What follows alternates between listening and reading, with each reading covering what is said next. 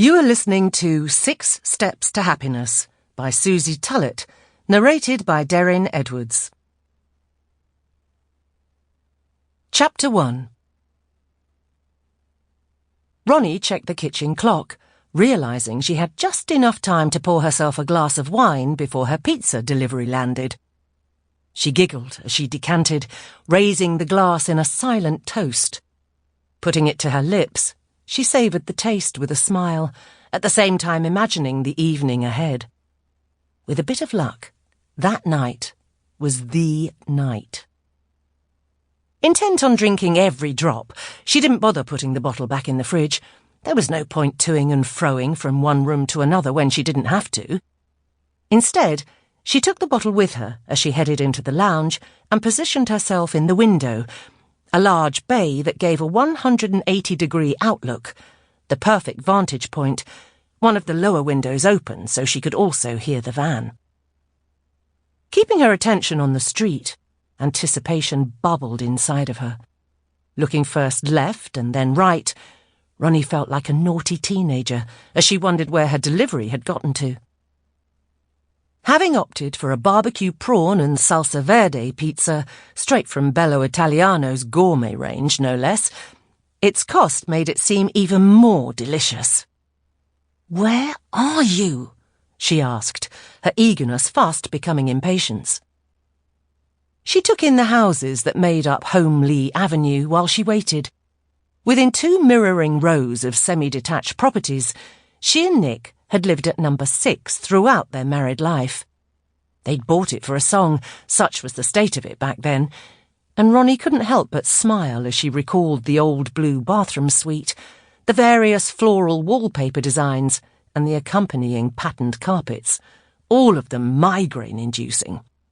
And the kitchen. How she ever dared cook in there was still a mystery.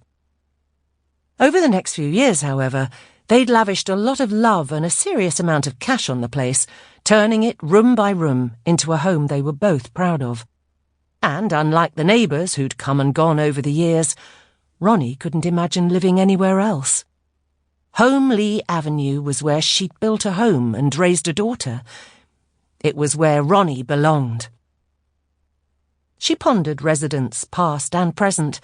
Some she'd been saddened to see go, others she'd more than happily waved off. Ronnie felt her pulse quicken. Then there were those who refused to move, no matter how hard the encouragement.